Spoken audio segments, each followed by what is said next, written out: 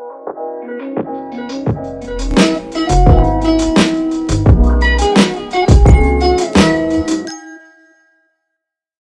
back to our Freedom to Learn podcast. My name is Gurumurthy Yeleswarapu, founder and CEO of Siliconvalley4u. For those who are not, who are new to this podcast, please subscribe and press on the like button. You'll get a lot of content your way. And also you can dig into our archive. So today we have Sridhar Verose, who I have known him for more than almost 10 years now. And so he's obviously technology veteran in Silicon Valley and also a vice mayor of San Ramon. So without any further ado, welcome Sridhar. Thank you very much, Guru, for having me. I appreciate all your educational services for our community as through Siliconvalley4u. Yeah, thank you very much. So tell us about yourself. Well, I've been living in our beautiful San Ramon community for past 17 years with my wife while we raising our two young kids. This year, actually, I'm very glad and happy that my eldest graduated from Doty Valley High School. Currently, he's pursuing his undergrad program in computer science and engineering from UC. And my second one, the youngest one, is in 7th grade, attending San Ramon Public School. About myself, I understand the importance of education and what it can achieve. So I obtained my master's degree in software engineering from San Jose State University. It led me to a career in information technology, where currently I manage a global cloud operations database team at OpenText Corporation. Our US headquarters is in San Mateo. Our company headquarters is in Waterloo, Canada. So basically we are a content management, B2B supply chain company. So I manage our cloud operations database team there. And also, as you mentioned in my introduction, I'm also vice mayor in the city of San Ramon. So I also know the need to support our community. So I have been heavily involved, I would say at this point, that in community services for the last 14 years. I got elected as council member of San Ramon City District 3 in 2020. Last year, our council elected me as vice mayor. So currently serving our city as vice mayor for a 1-year term. Also serving as a chair of finance committee. That's where I get to crunch a lot of numbers for our city budget. Where the money is coming, where the money is going, and all that fun numbers we play there. Oh, by the way, prior to that, for 4 years, I have served as commissioner for San Ramon Parks and Community Services, where I oversaw parks and community services programs, including as a liaison for library facilities, field user committees. Yeah, it's people think that community service is not fun, but it's a lot of fun. Imagine like if you're interested in like all these areas, right? So, and also I'm founder of San Ramon Cricket Association, a founding member and a steering committee member of San Ramon Valley Diversity Coalition. This is like our community members, we got together and created this organization so that we can build equity as well as supporting system for all diverse communities within the community, you know. So and on top of it, I was part of I even served as a Cub Scouts den leader, and to sum it up, I'm a technology and sports enthusiast. That's about me.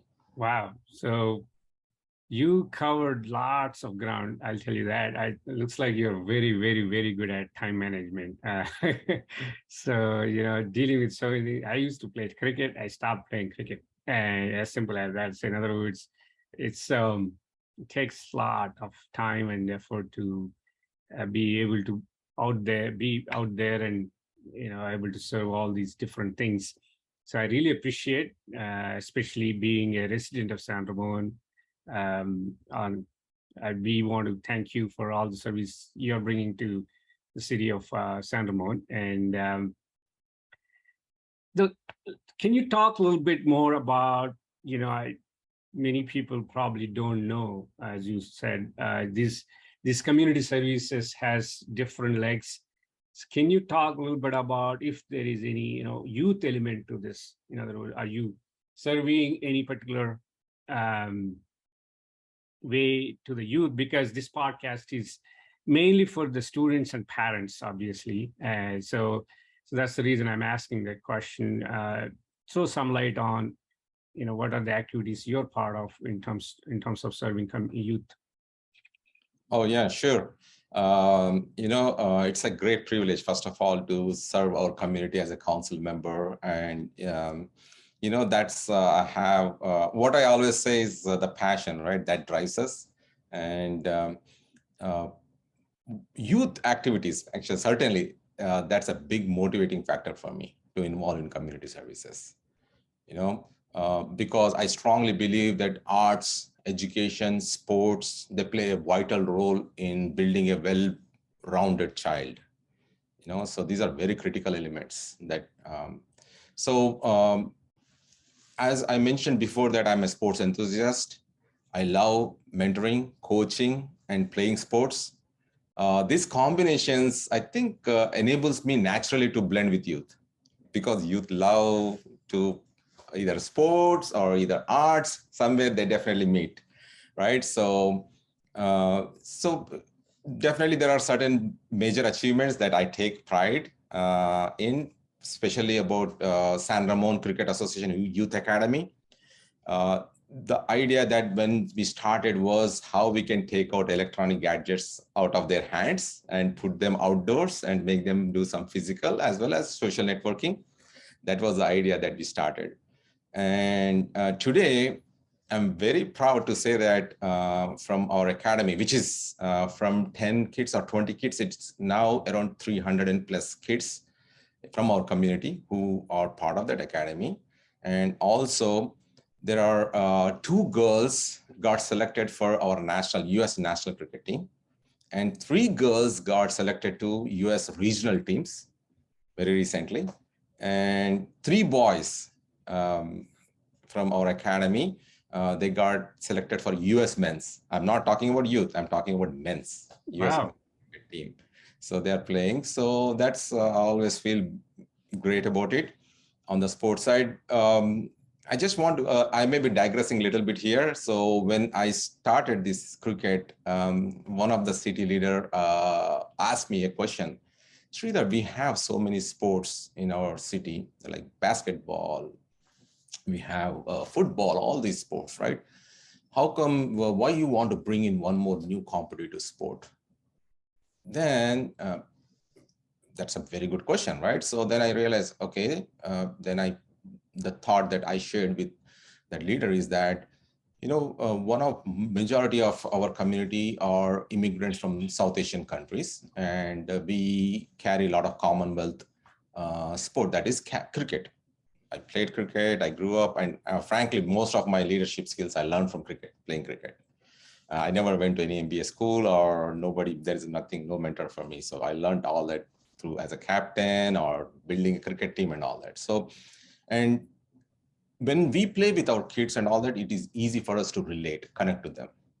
And also we can play with them very easily because we know the rules, regulations, as well as it's not like we don't want to learn other sport. For example, I used to teach or coach our neighborhood kids basketball. I used to play with them touch football. I used to play dodgeball, all kind of sports I used to play with them. But then cricket is something that we played, and it is mostly a skill game. It's not a physical game, you know. So there are limitations, especially with the South Asian kids, with their physical limitations, logical limitations, which we all know. Nothing to hide on that one. So in order to bring these kids out and play, we need to bring some skill game. And that's one reason why I'm pushing hard on it. Once that message is passed, immediately they all said, wow, this is a fantastic idea. Let's do it. And they all supported. Yeah. And today, the whole city of San Ramon takes pride in it, right? We all take pride in that. So I that's think, yeah. So by the way, just so you know, I'm sports fanatic too. So my kids played, and I played. Um, I played in India, obviously cricket, and also I played other few sports, also badminton and chess. um, I used to play here, so I think you picked the right time for cricket, in my opinion, because probably you would have heard. Oh, by the way, I just watched India Pakistan match, so brilliant. I'm still I don't give up.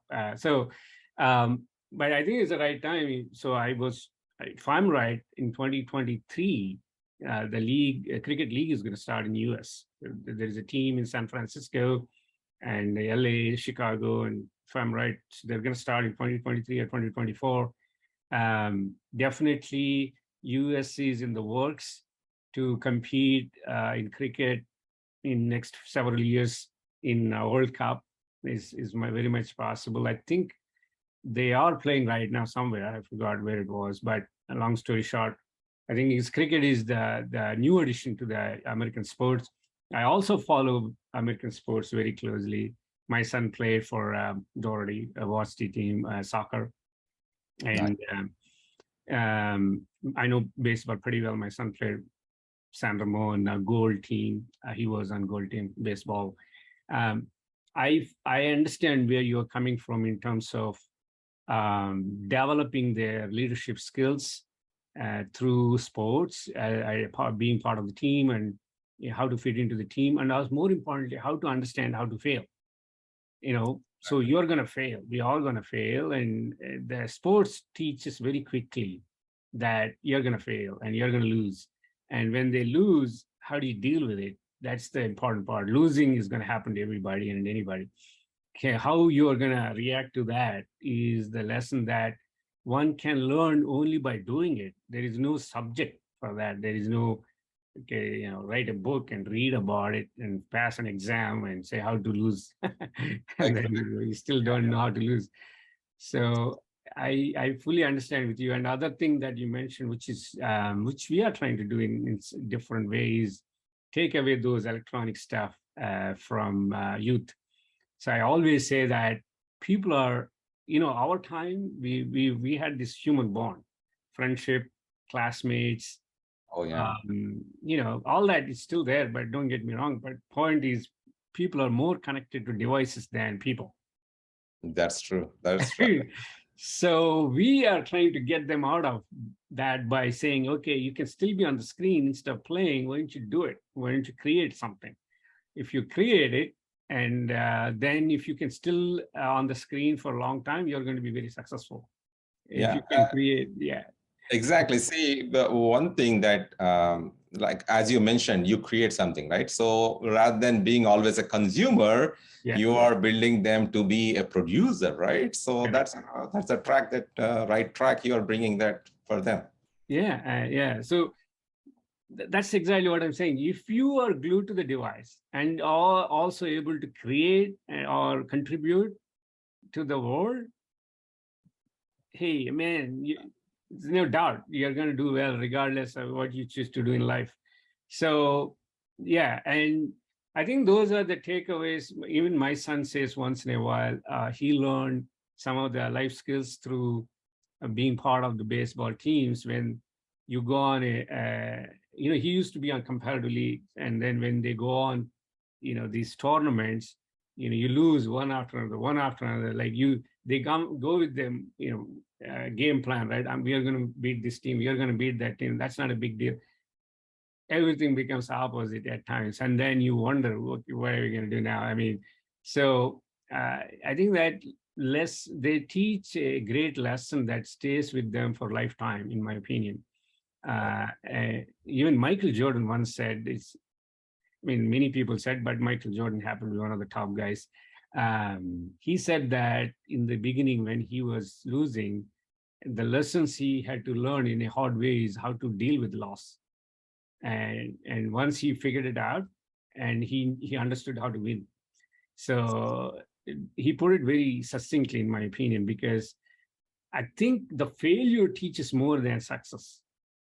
That's right. That's the key for our youth to learn. And this winning, losing, and coming back to win again. Correct. So that will be tuned when you play the sports. Absolutely. Like Even in software. Yeah, go ahead. Even in when it comes to software, it is more like problem solving and decision making. Correct. Frankly speaking, most of my software thought process I learned from playing sports, and that's where I put together my thought process. Like, okay, I have a problem here. Now I'm going to make a decision how to solve that problem. So these are, I think, the sports and coding and programming, that all goes together. I think, Correct. Entrepreneurship. Entrepreneurship. Yeah, I think I remember back in when I did my first startup, I walked into a guy who was going to introduce me to investors. I walk into his room, he's the CEO of the company. He had this Michael Jordan one-on-one poster. So back then everybody's fan of Bulls, right? I mean, me included, big time. And so then I asked, and then he said, hey, if I can do 10% of what he's doing, I'll be fine with my entrepreneurship, with my company. So other thing I always say, which I, kind of relation to, to the sports, is you learn software when it doesn't work. Yeah. If software works for you, I mean, you take a piece of software and you do a couple of things, everything works, you're not learning anything. When it doesn't work, when it fails, if you make it work, that's when you really learn software. So it's the same concept in about you're talking about in sports. When you're losing, now you got to motivate the teammates or talk to the coach, talk to the management and say, hey, this is what we have to do. Maybe, maybe I have to take this role. Maybe the other guy has to do this, whatever it is, and then come up with the winning formula and then execution of that consistently. It is like once in a while everybody wins, so you consistently win, so then you are a winner. And to figure that out, you have to lose, otherwise you think it's too easy, and it's like, okay. It's like, so I think Moneyball is another book that talks about this whole thing, which is really, really interesting. Yeah.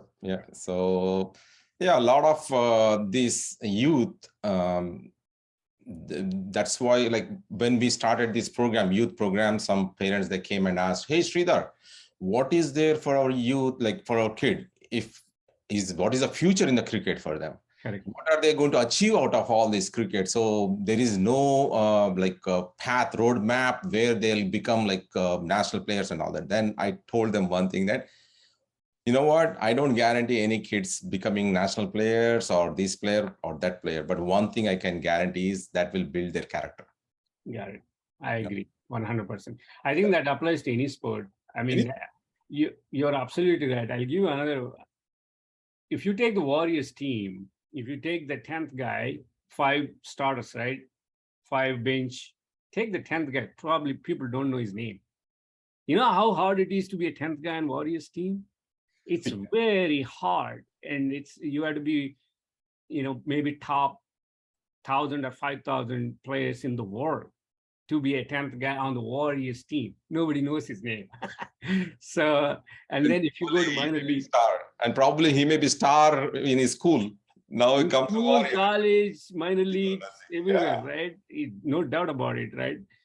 And we don't even know his name. Point is that to be, successful to that level, to have, be in there in the roadmap of sports, you have to be gifted. You have to be gifted by the God. I think that I don't know how else to put it. In other words, it's very hard to, as a kid you can have the dream, but as you get older, if you just have that one goal, chances of failing is very high than succeeding to become top starting player in any NBA team, which is like, so. But what does it teach? As you very well said, If you are a minor league type guy in any sport, and if you have the capability and that spirit, if you put that spirit into tech, you can be one of the best guys in the industry. I guarantee you that, because if you can bring that energy and bring it to some tech industry, so in other words, like if you take I don't know, the average guy in the tech industry, he can do a lot better than average guy in the sports world. That's true. Yeah. Yeah, the success rate is much higher here. Whereas, so the point I'm trying to make is to add to what you're saying. If as a parent, oh, my kid is going to be playing in IPL, the chances are fairly slim. But having said that, every kid must play and develop that spirit compared to nature.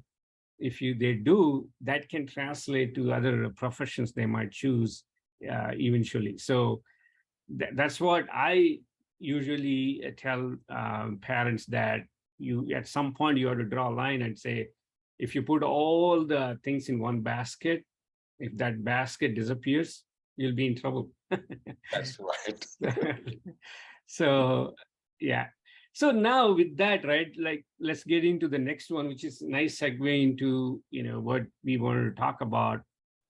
So sports, there is a real world, right? The real world has everything, and I call it unstructured world. There is no structure to it, right? The world is world, and the education system is very structured. Like you said, parents ask, right, if I take this course, how is it going to help my kid? And there is the academics defined a process, and there's a course, there's a curriculum, there is a grade. The grade is the key, everything. And you have to do this. If you do this, why should I do this? If you do this, you're going to get into this college. Otherwise, you don't get it. Why? I don't know. The college told me. Um, and then what's blah blah, and then finally you get to the academics. You end to the end of the academics, and then you get out, and then world is completely different. And so, can you talk about the gap? And also, I want to hear from you if you have any thoughts on mitigating that gap. I don't think we can completely avoid. Is there any way a student can figure out certain things to bridge the gap as much as he or she can? Yeah. Oh, yeah. See, first of all, I absolutely agree with you that our real world and the education world, there is a huge disparity. There is a difference, right? Especially this is going to become more and more important as the digital disruption is coming up. As it is coming up, it will become more apparent, more clearer. And so it is very important for us, for ourselves, as well as for our next generation to be ready to face this digital disruption and to stay afloat and thrive in fast approaching these changes. Like this, it actually reminds me a quote from Bill Gates' book, The Road Ahead. In that he mentioned, like, we always overestimate the change that will occur in the next 2 years and underestimate the change that will occur in the next 10 years. And along with that, another most important advice, this is like timeless advice he mentions, is don't let yourself be lulled into inaction. When you know that this is going to happen and you're just sitting there, then you are asking for trouble, right? Yeah. So definitely the education system that worked for us, maybe work for previous generations and all that, that may not really work for our future generations. So it's very important that we need to bring up new ideas, new thought processes. That's one thing I always like about your Siliconvalley4u, where you want to bring students to with the live examples, the realistic world working examples. We can talk about that in later on, but that's very important, right? Because this, just take example. Let's take example of Uber and Lyft. We have and truck drivers, like around 3.5 million truck drivers in the US, and around 1 million drivers in Uber and Lyft drivers in US. Now, when these autonomous vehicles comes up, all this new digital disruption action, all those, pretty much most of those jobs are wiped out. Yeah. And so if we don't keep our youth prepared, ready for those things, then, there will be a lot of joblessness and chaotic situations can happen. So yeah, I'm glad that you brought up that question, and it's very important that we need to fill in those gaps in education. Yeah, absolutely. So I guess, where I see, I mean, through our company, where the gap is really is, so the school system, with all due respect, it's not about the people, it's about the process I'm talking about. There are like quite a few stereotypes, right? So you have kids, I have kids, we all have stereotypes. For instance, my kid has to do this, and then he has to go to that college. And That's then right. subsequent to that, so this is the interesting part. So they all have these estimations and expectations. And then once they go past that, now I generally ask, hey, what is he doing? I don't know. He's not doing anything. And so, I mean, in some cases, not always. And then point I'm trying to make is that as a parent, we are overly protective or overly concerned about their roadmap until they finish their education. Once they do, if regardless of how they are doing what they are doing, we just ignore consciously. And that's the part baffles me, is that you should be more worried about that, because that's when real life starts. And that's, you're building up all these for that. And if that's not going to happen, why are we doing all this? And so that's part one. Other part is, um so there is a system, kind of one option is defined from kindergarten all the way to whatever they do, bachelor's, master's, PhDs, whatnot. And so there are a lot of students, they think that's not challenging enough, but they don't have an option. You still have to do it. Some people, they think it's over challenging because they're not able to fit in. Not that they're not smart, they are not able to fit in for whatever reasons. They don't have the option for that. You still have to do it. There are a few people, they fit right into it. So they also do the same thing. In other words, whether you like it or not, you have three categories of people. Whether you like it or not, you have to fit in. If you don't, you're a bad student. That's it. If you do, you're a great student. In either case, there is a danger ahead of you. I'll tell you what that is. If you are a great student because you've been clapped for 20 some years, that's the Moneyball right there, by the way, book. You clapped, and then suddenly you come out. That guy in Moneyball, he says he goes to minor league. Everybody's as good as him, even better. And then he starts wondering, really, I mean, like, he couldn't handle that, because until that point, he was the best player on his every team he was on. And then he was treated like crazily. And then he goes to minor league system. Everybody's, even some of them are even better than him. He just couldn't handle it. And then he gets recruited by New York. He fails. His career ends. So he clearly says that he didn't know how to handle that situation. Point is that as a young human being, hey, we all have same problem, because it gets into your mind. And then when you go to the real world, you don't think that you're starting all over. You're at zero. Let's say you come from elite school, and some guy come from some underdeveloped country. You both are doing the same thing right now. You both are at zero. They respect you. They know that you come from top school, and there is a good expectation on you. Doesn't mean that if you don't deliver, they're not going to treat you for the rest of your life that way. And so there is a misconception, and there are many times people, I always say that if you take it easy, you're going to be depreciating 33% every year. In 3 years, you're zero. And, and vice versa. That's why you see a lot of mismatches, right? A lot of guys come from no-name schools. They're big time, they're doing good things, and vice versa. And I'm not saying that not everybody get into the same category. So there are some folks that are doing both reasonably well. So this is where, what we are trying to do is make them understand that regardless of what you're doing in your academics, if you are not doing well, it's not end of the world. If you're doing great, it's not end of the world. In either case, you have to have connection to the relevant, or you have to be relevant to the world.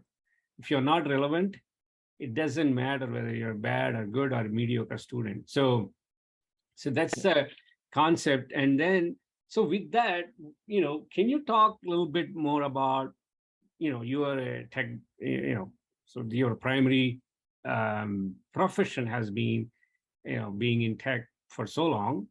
Mhm.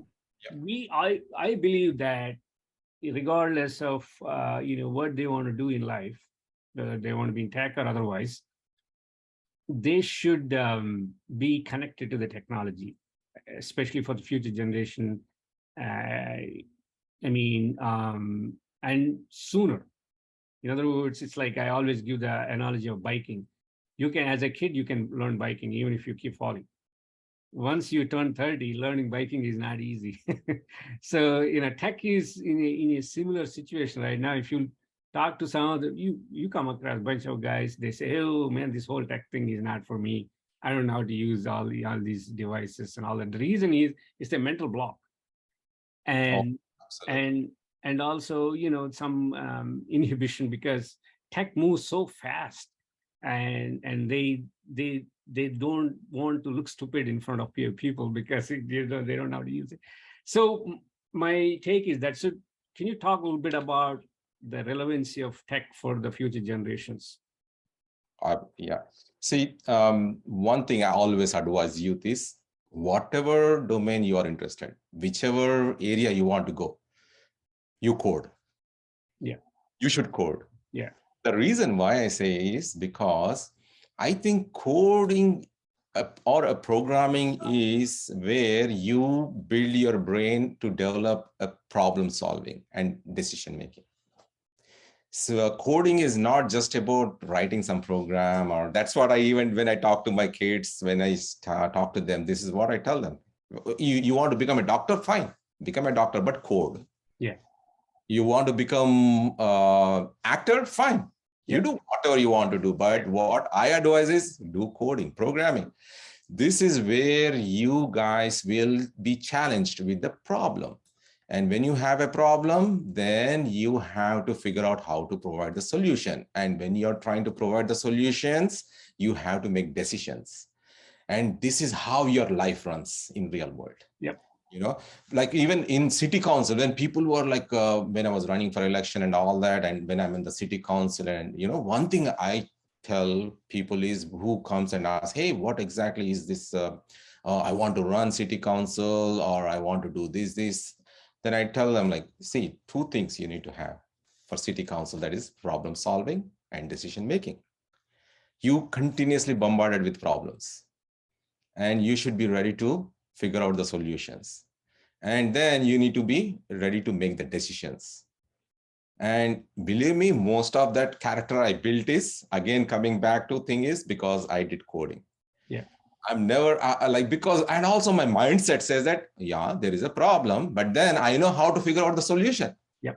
Because I did this solution many times. I went through this many times while I'm coding. So that kind of mindset helped me.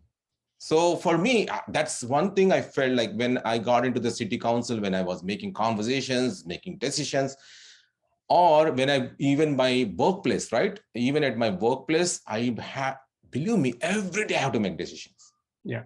Every day I have to participate in problem solving. You won't believe how many decisions I make every day. It's like shocking for me. And that whole natural thing came to me is not by some gift or something. Right. That is all because of I trained my brain through coding, programming, Yeah. and also playing cricket. That's another sport that tuned my helped me. Because even now, every weekend pretty much I play a league game. I come back, I spend some time thinking about my game. I'm crazy about that, but yeah. So that's very important. That's why I keep telling youth, whatever the profession you want to pick, wherever you're going, don't underestimate the value of coding and programming. Yeah, absolutely. I think you hit right on. I think the keyword is problem solving. That is in my, we talked about earlier, the gap between the industry and the real world is, industry and the education system is, Industry is all about solving a problem. How do you create something new? How do you, if not creation, let's say if there is, like you said, in your profession of being a vice mayor, there is a problem, right? There is something is posed. How do you come up with a best possible solution? So, so that's a problem, and there is a solution, right? So this it's life. Profession is all about a string of problems and how you solve those. Unfortunately, in my opinion, education system is teaching what they don't teach how and why. What I mean by that is exactly, for instance, let's say, your son, hey, I want to be this. I want to be, I don't know, like a high-tech guy or a doctor. I want to be a pilot. That is, think of it as a problem. And in order to me becoming a pilot, what are the things I have to do? And then if I work backwards, and then if my degree defines that, if I do that, those subjects, let's say if I want to be a pilot, maybe I need to learn mechanical engineering, aerospace, and maybe some driving, and I don't know what all other things that are involved. If I learn those and also apply, and then by the time I finish my degree, if I'm the pilot, then my degree paid me off. The cost and the health and the pressure I had to take to deal with it, and my parents to deal with that is paying off, because as soon as I'm finished with my degree, I'm ready. I'm industry ready to become, the pilot. So that is, in my humble opinion, is missing. So that's one thing take away from what you said. And decisions. Life is all about string of decisions, right? You're always going to be at crossroads. Your decisions, the path of decisions leads you to who you are going to be at some point. But the important thing that you implicitly mentioned, I want to state that explicitly, is that it's a process. That your involvement being in sports, coding over a period of time, made you who you are today. So in other words, you are able to learn that. In other words, what I'm trying to say is that you can't take this whole thing and say, let's do a semester of playing cricket and then let's do coding. And That doesn't work like that. I wish we could do something like, no, it is not like that. It doesn't work that way. It's a process. It's a long journey of doing this repeatedly. And some you make some mistakes along the way, and you learn from those mistakes. That's the other thing I always preach to students and parents, in some cases parents, is that you got to start now. You can't, or yesterday rather, you can't, in other words, because point I'm trying to make is the education system has this thing that, okay, you want to do this, okay, let's do one semester or do one course. Let's do one certificate, take a boot camp. So these are all the buzzwords out there, right? If I want to do, full stack developer, okay, take a boot camp, and then you become full stack developer. And then what? What stack are you going? I have a coffee business. Tell me how my coffee business works. You don't know. Sometimes, exactly. What do you do with this? I have diamond dozen full stack. I put it on Indeed. I get 1,000 resumes by tomorrow.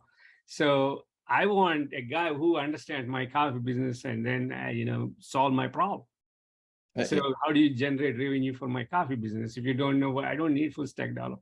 So I guess that is what you're stating very nicely, in a way that as a young guy or a girl, take that as a process and tune your mind. There are thousands of problems in the world, millions, morning to evening, there are tons of problems. How can I solve a problem in a team setup? And if I can't do it by myself, who do I associate with? Who do I mentor? And what mentor I need? And if the person can start along those lines, I think I'm pretty sure they're going to do very well. It's not only the money, the ability they can bring to the world to create things is going to be extraordinary. So that mindset, right, where you provide solutions so that you can make the quality of life of everyone around you and whole globally, you can make a difference. That's the beauty of this whole problem solving. That's how I look. That's why whenever I get a problem, I'm excited. I'm like, wow, let's take it. Let's And like, for example, even at workplace, like once our CEO said, like they threw a challenge, like, okay, we need to get this whole analytics project done in these 2 months, and we need to get this thing done. So now, fortunately, my director at that time, he said, okay, Sridhar, looks like this is the right project for you, because I always love challenges. So then I said, perfect, let me take this guy and see what I can run through. So that mindset, that problem solving, providing solutions, decision making, that as you said, right, it's a lifetime process. You build it at young age. You start young. You start sooner. Yeah. Sooner the better, so that you can tune and you're not scared anymore. You are like, Yes. everything looks natural. Everything comes pretty natural, and you feel you're part of it, and you get, in fact, motivated to do things in that way. At least Yeah, that's how I work. absolutely. See, one other thing I like to add to the youth based on what you're doing is that there is a tendency, not that there is a tendency, it's been there for a long time, still didn't change much, is that they look at the end goal. For instance, when people, talk about, okay, packages, right? This company is paying extra 5K because the way they measure is, okay, this company is paying extra 5K because they think that company is giving more value to him by showing that extra whatever money they're willing to pay. With all due respect, yes, money is important and payment, salary, all that is great. But the contrary to that, in other words, if you look at on the other side of the coin, what am I doing? For instance, you are becoming a vice mayor, or you did become a vice mayor of San Ramon City. You are looking at as, okay, you know what? How do I provide service to the other people in the city? As you become good at providing services, your value automatically increases. Everything follows. Success, money, whatever you call it, everything follows. But if you take that as, okay, you know what? I'm not going to be vice mayor because they're paying only this much. I don't know if they're paying, but you know what I mean. And then if I become that and they're going to pay me that much, okay, why don't they do that? Regardless of whether I like it or not, or if that's going to, define me over a period of time. So if I take those wrong decisions, speaking of decisions, so that can potentially ruin ruin the careers. And I guess the point I'm trying to make is that at the end of the day, no matter who you are, whether you're a PhD or whatever, if somebody doesn't appreciate your services, you have no job on this planet. So absolutely. Like, for example, I'll tell you, like, because I'm in software, right?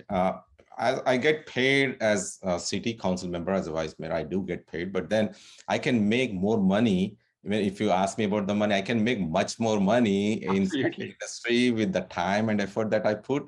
Definitely. But then I always tell my kids as well as the youth, when I meet and talk to them, I tell them there is two things in life, right? One is paying the bills. So one job pays my bills. That is my profession that I'm working on. And my community service pays my soul, Yeah.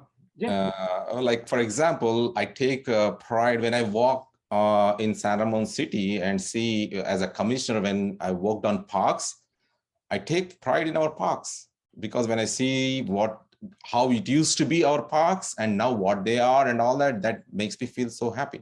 Yeah. Also, if you see a lot of community services, how they transformed over the period in San Ramon, so how we are it's beautiful. I can't tell you how I can measure in monetary wise, but when I see it in my mind, like the vision that I have for San Ramon, how it is building up, and every time I see it, is like the shape is changing, how it is building and all that, it is so fantastic. The feeling is priceless, I'm telling you. I agree. So the word I have in mind is the sense of accomplishment. So you get that tremendous satisfaction. I strongly believe that over a period of time, it's not necessarily through whatever the means. I don't know enough about all that, but the work you've been doing and you're going to do in future is going to translate to something big. That's how human existence on the planet, right? we all, we do certain things and then we develop into whatever it is, and eventually it will pay off. And point I'm trying to make is that the passion you have is the value. It's not the end result right away you want to see or you see. People make those mistakes, especially younger ones, because I think they are getting excuse me, sidetracked by people that have been telling them, hey, you know what, I joined this, hey, I joined Amazon, blah, blah, whatever. And then if you join Uber, okay, yeah. So I guess the point is that Uber and Amazon are going to be there for next how many number of years. What are you going to do in next 3 years if you join that company? If you don't understand that, even if they pay extra 10K, it doesn't matter. Nothing. I'm telling you that is not going to help you in any way. Maybe you will live for some time with happy with their little bit more money and all that in pocket, but end of the day, Suddenly because people still, like, there are some people who come to me and they say that, hey, there should be something, you might be making this much money as a mayor or vice mayor, whatever it is. That's why there is something which is in there for you to. Then I'm like, okay, fine, let them think that way. But then this is everybody's happiness that they figure out. And this is my happiness that I figured out. Exactly. That's, that's the passion, right? Exactly. I think, if people say that, right, you get up and you want to go to work, you're blessed. And if you get up and say, holy moly, I have to get on the freeway and go to work, I don't think you're really blessed at that moment, at least. And so I think, first of all, we all appreciate as part of the citizens of the city, all your services. But more importantly, you being, see, without passion, you couldn't have been in this for so long. It's impossible. And you have to like what you're doing. If you're not liking it, you would have quit a long time ago. So the fact that you are able to enjoy is a blessing. And that's, not everybody gets that, let me put it that way. And not everybody can get to enjoy what they do. And that's a blessing, in my humble opinion. So that's what I usually tell a lot of these young guys also. I can speak for myself. When I finished my undergrad, on my campus interview, I was asked, what do you want to do? I didn't know the answer. So I want these guys to understand, think for a second, 20 years you invested in something called education. Yeah. And then they ask simple question, what do you want to do? You don't know the answer. So that's a long investment for such a, for not knowing the simple answer. So I'm not expecting these kids to know immediately, but start thinking on this. For instance, Kanishka is going to college. I'm not expecting him to know the answer tomorrow, but think on those lines, have a framework. It doesn't have to be exact details. This gets me going. Or if you want to try it out, find those and try those, and then see if it fits with what you want. And then try several things while still in college. Don't wait until you finish your degree because it's too late. And keep trying. Okay, suddenly something you do and then starts clicking and, hey, this is what I want to do. And then you choose that path, and that's, better than you finish your degree and start those trial and error and then waste another 4 or 5 years figuring out and finally end up doing something nothing to do with your college degree. And we all see every day, a lot of people. I know you said that you don't have an MBA degree. I know MBA guys doing coding right now. So, and there are a lot of computer science guys doing businesses. So, that's my, my takeaway, or my simple advice to a lot of guys is, it's not about knowing the answer, it's knowing about the process. Mm-hmm. Yep. So with that, right? So, see, I know Kanishka was with us for some time, and congratulations on being, being undergrad. It's a fun time. It's going to start for him starting today or tomorrow, whenever it starts. He has been with us. Talk about, Siliconvalley4u. I know we met back in the day, pre-pandemic, when things were simple and normal. and we know for a long time. And so, yeah, and talk about that. And, any thoughts you have with what we are doing? First and foremost, I think you should tell all youth about your life story, where you came from, the humble background you are, and from where you came. That is very inspiring. When I heard it, I take inspirations very serious. I take inspirations from wherever I get my conversations and all that. It is very inspiring for me. And I think you should share your personal life with everyone, with especially the youth. And why, I'm not trying to just make you feel better or something, but, the person coming from a village and then coming all the way immigrant, as an immigrant, you build this organization, you worked hard, you might have faced like hundreds and hundreds of challenges. You might have solved like tons of problems. You might have made like thousands, and I don't know the number, but decisions, right? So that's the real life. That is a story that is what is important for our kids to know first. Yeah. That's first foremost, I think.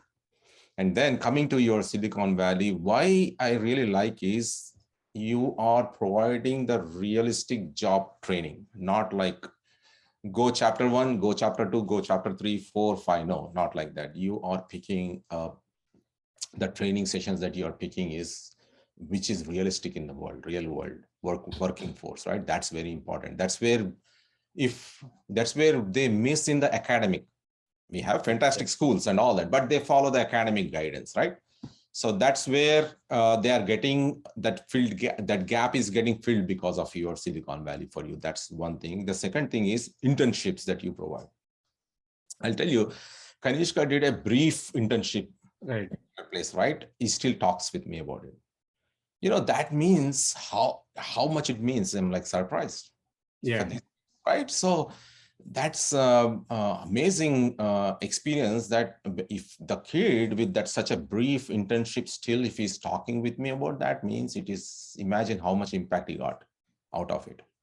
So that's very important. Please continue to do that one, and your placement services. So I'm telling you, our community is very blessed in many ways, whether it comes to our city leadership and city executive leadership, as well as our community members and community organizations, that private organizations like Silicon Valley and many other organizations. We are very blessed to have people like you and organizations like you. So please continue to serve our community, and never hesitate to touch base with me for any support and assistance. If I'm not responding at any point of time, it's not like I'm ignoring or something. It's just sometimes things get crazy. But otherwise, anytime you text me, I respond, right? So yeah. I really appreciate all your great services. Yeah, thank you very much. Thanks for your kind words. Yeah, so I agree with that. To be honest, my inspiration, just to give a short version of my inspiration for Siliconvalley4u is, as you said, see, my parents didn't go to school. My dad is a 10th dropout. My mom never went to school. So, but they thought, bringing a great education to me is going to pay off. This is their wildest dream, obviously, to put me into great education, right? And I strived, and I somehow at a young age, I understood, what they wanted to do. And I sort of, I did reasonably well, and I got into computer science. I did my, back then, BTech, which is not easy. There were only 17 colleges in the state. And then I completed everything. And then when I completed, and then when I went through all the steps coming from small village to another town, I did my BTech. And then, I didn't pursue coming to US or MTech, none of those, because my dad can't afford anymore. He's done. He said, I mean, it's not like he didn't say anything, but you can tell, right? So I wanted a job. It's all economical, financial condition. Yeah. So I wanted a job. Yeah. But then I came, fast forward, and I did few jobs in India, and then I came here. When I look back, so I took the whole holistic view of what happened, and then where I am at, and then I came to Silicon Valley. I learned stuff on this side of the world, and so how do you bring that back to the communities, the effort? So I'll tell you what I mean by that. When I did my BTech, when I did computer science, I didn't know the difference between IIT and normal college. I thought IIT is a degree name because back then, hey, you have to read newspapers to understand it. I don't know how many newspapers talked about IITs back then. I don't know. We never used to get an English newspaper, and only in local. But long story short, we didn't have newspaper. There used to be two papers to the village. I never read newspaper. Let me put it that way. And there is nothing else. And I never met a guy who went to IIT. So in second year of my BTech, I was arguing with my roommate saying that, hey, I wanted to do IIT. I ended up doing BTech. That guy's like, he was on the floor laughing. Where do these guys come from? I mean, so, so then, even then, I didn't know how to cross-check what he's saying. I still felt that guy's wrong. And that guy was wrong. And then finally, I asked a bunch of guys, they gave me those dirty looks. Then I realized, oh my goodness. So point is that the lack of exposure is very challenging for, a lot of youth around the world. It's a different scale in different areas. Let me put it that way. Even students here, I talk to the students from different colleges. I interview them. They're not that bad. Don't worry. I mean, not at all. But there is a lack of awareness and where the industry is today, whether it's computer science or otherwise. I was in college. One of the college I was in India in May. I went to one of the colleges. They are doing ML. What is that? AIML degree. Okay, there's a degree called AIML now, artificial intelligence machine. So there's a degree name itself. So the guy, the entire girls and boys, they are in second year or third year of their undergrad. They never heard the word Silicon Valley. They don't know where it is. Wow. My company name is Siliconvalley4u. So I wanted to start with my first slide. I'm stuck there because they just never heard of Silicon Valley. So wow. I'm not saying it's a big deal. Yes, it is a big deal. You are going to be in computer science industry, quote unquote, according to your degree. You should know where Silicon Valley is. I mean, it says California, says that's enough, say something. I guess that is where, that is catalyst for my entire this thing, where the idea is, for instance, what you shared, even the purpose of this podcast is the same thing. The experiences you shared, if somebody can learn from you, the price tag is, there is no price tag, it's priceless. Priceless, price total. Correct. And that's precisely what I'm trying to do through Siliconvalley4u all, through the podcast, is to have these youth watch these, learn few things, if not all, and string them together, and over a period of time, you can get on a better track. I shouldn't say right track, better track to, be what you want to be. I mean, you don't have to change, what you want to be if you have an idea. If you don't have an idea what you want to be, start thinking on those lines. And you don't have to have an answer tomorrow, but maybe in a year time or 2 years time. If you sooner you start, better it is. Otherwise, they'll be like me, wondering what is IIT, even after after second year of doing similar exact same degree in a different college. not knowing what you want to give them jump start the guidance and give them an idea that where they are. That's very important in every field, that guidance. Sometimes I don't know whether at least I sometimes think with certain times when we get into a situation where we feel like, oh my gosh, I should have a little bit guidance on that one. I would have been like, get this thing done much quicker than what I'm doing right now, right? So that simple information, like piece of line information, can change the whole lot. I'm telling you, through my experience, at least I feel like that. Absolutely. I couldn't agree more. many times knowing and not knowing the difference is very small. But if you don't know, you might lose very lot. Take IIT, same thing. Not knowing and not knowing the delta is very small. Once you knew, okay, now I know, but I lost 2 years of my life. Maybe I would have attempted IIT. Maybe I don't know if I could have gotten into. Maybe not. I don't know. But I didn't even attempt the exam because I thought that's a different degree. so, That's exactly. so I didn't want to do IIT. I wanted to do BTech. That's what exact words I told my roommate. That guy just went crazy that day. It's like, who is this guy? I don't want to be roommate with this guy. So, and anyway, I guess. Yeah, this is the point of doing this podcast. So I like to do one more. Maybe we can take one aspect of what you're doing and maybe dig deep in and see.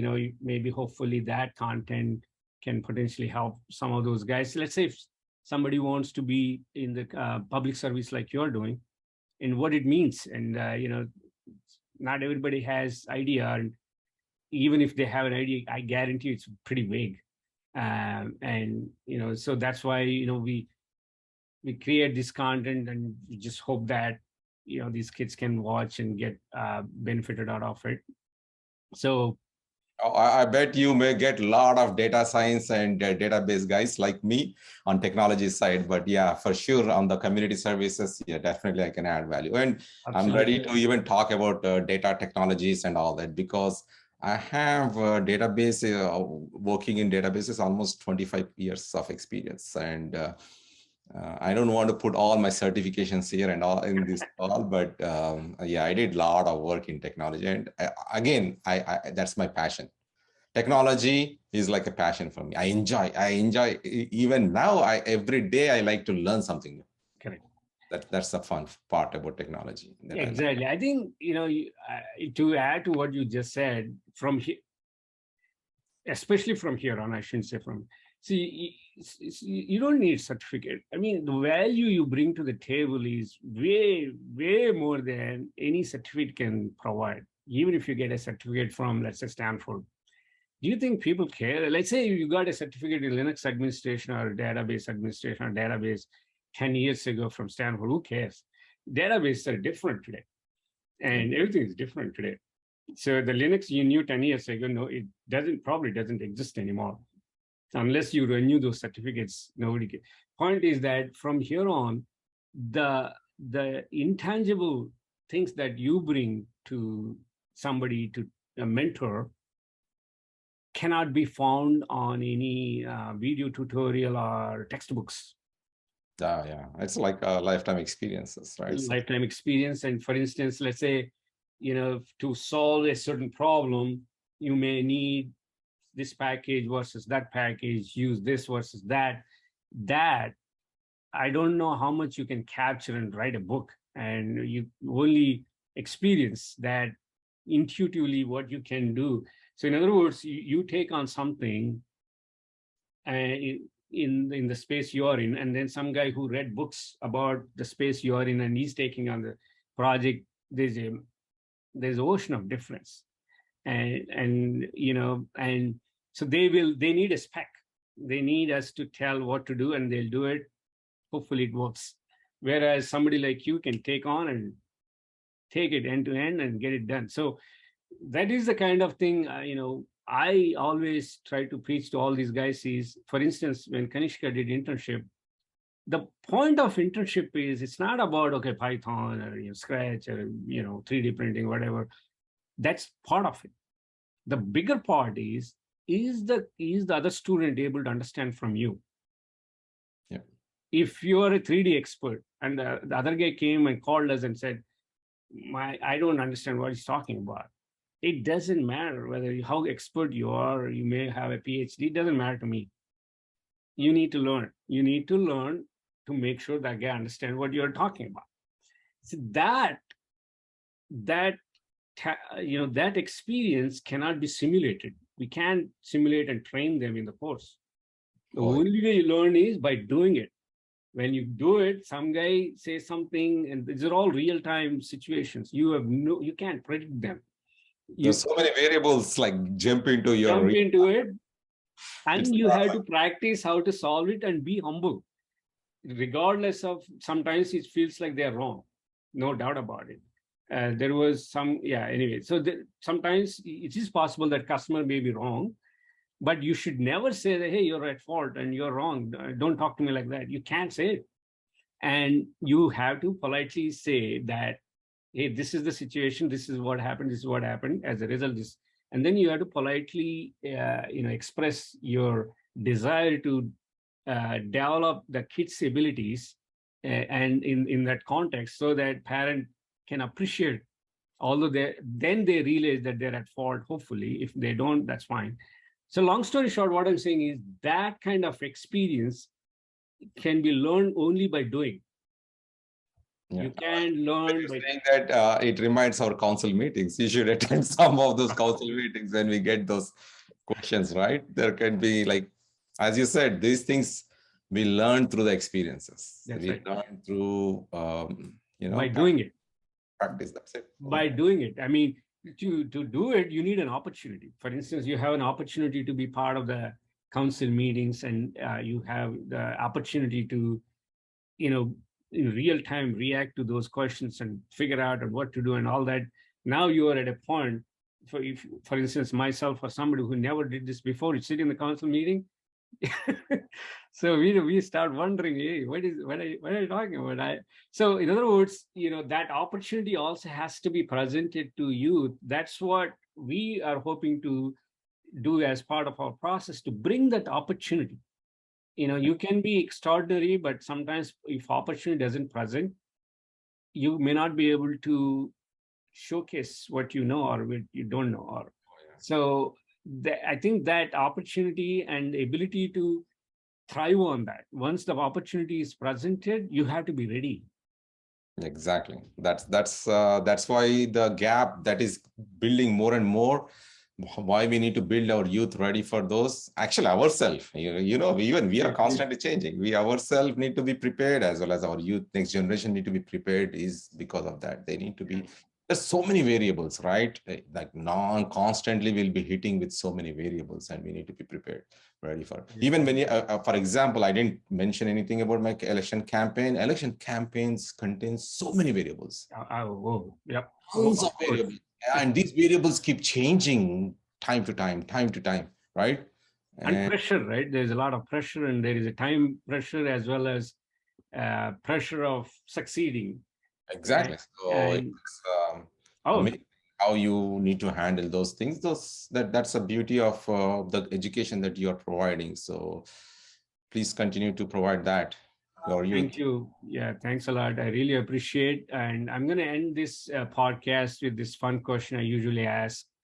What is a piece of tech that you think it can be for fantasy, though, by the way, anything. So that you think, you want, and that doesn't exist today. It's like, Star Wars type thing. Somebody said, what is that? They said, I want a device to put me to sleep immediately. So there are brilliant ideas out there. Anything that comes to your mind. There are multiple things, especially I like to travel a lot to places. And from one thing that's one thing. And more latest is about the climate change. That is one thing that really bothered. Today is one of the record high temperatures we're having, right? So coming to the, we are having a lot of variables nowadays, right? If your heartbeat, your blood pressure, your how many steps you took and all that. I think one thing that I would really like to see is how we can measure a person's carbon footprint, like each individual, how much carbon footprint they are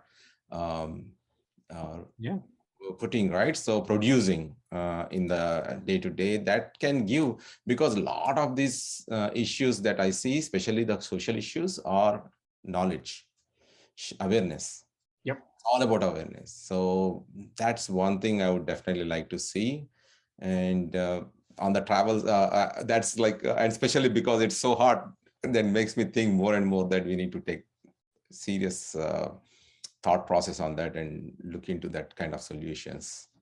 I think that's a good point. I mean, to add to what you're saying, maybe government should come up with policies per household. Well, you can only create only so much carbon footprint.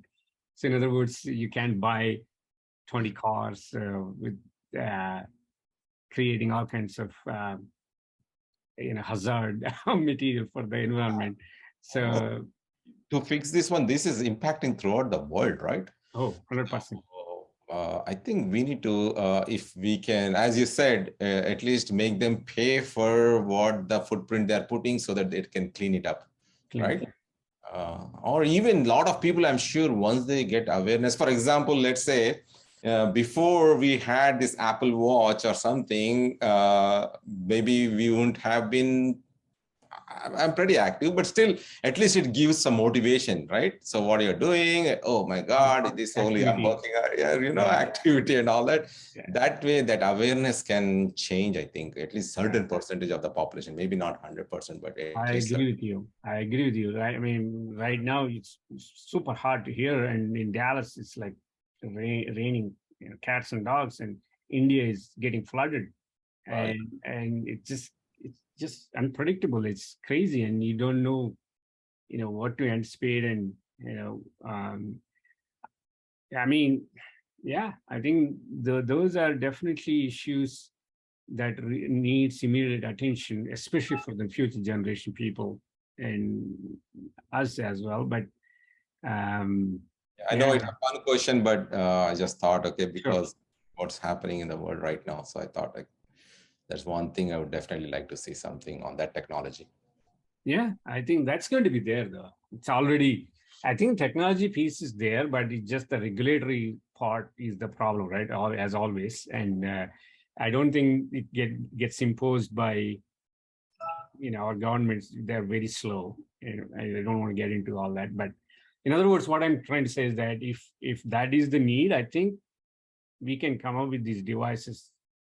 Yeah, I mean, policies is one thing, but for example, let's take GPS, right? So GPS, once they introduced, then people started using it, right? Just with awareness. Even if you see, for example, Apple Watch, right? So when I said not just Apple, but any smartwatch, people are using for their activity and all that. But then it's the self-regulation, pretty much. Self-regulation. Self-awareness and regulation. That's once people, there are a lot of people who are very good in doing things based on awareness. So yeah, no doubt. See, we are all I think you put it very nicely, right? So for our own fitness, I know we both meet in gyms.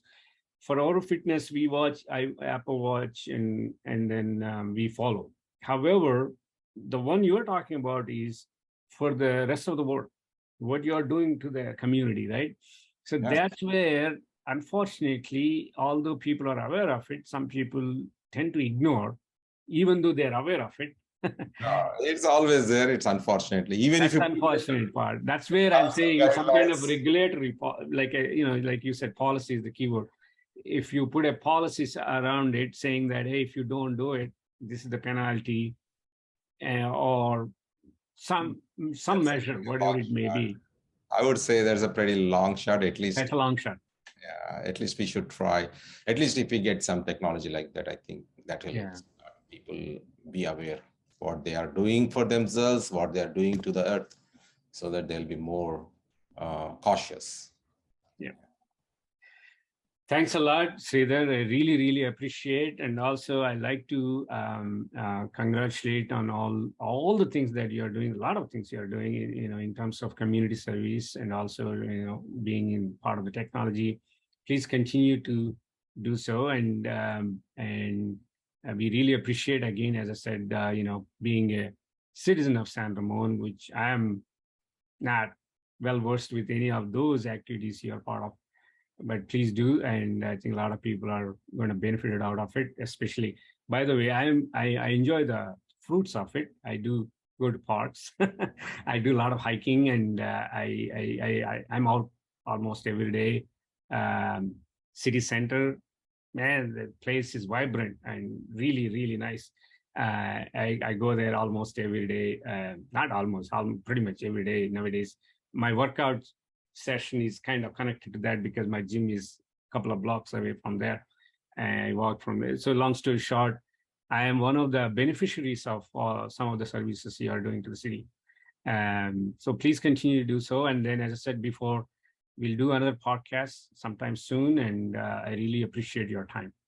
Oh, anytime. It's my pleasure. Once again, thank you very much for having me. And please continue your great services to education services to our youth. Thank Thank you you. very much. Yeah.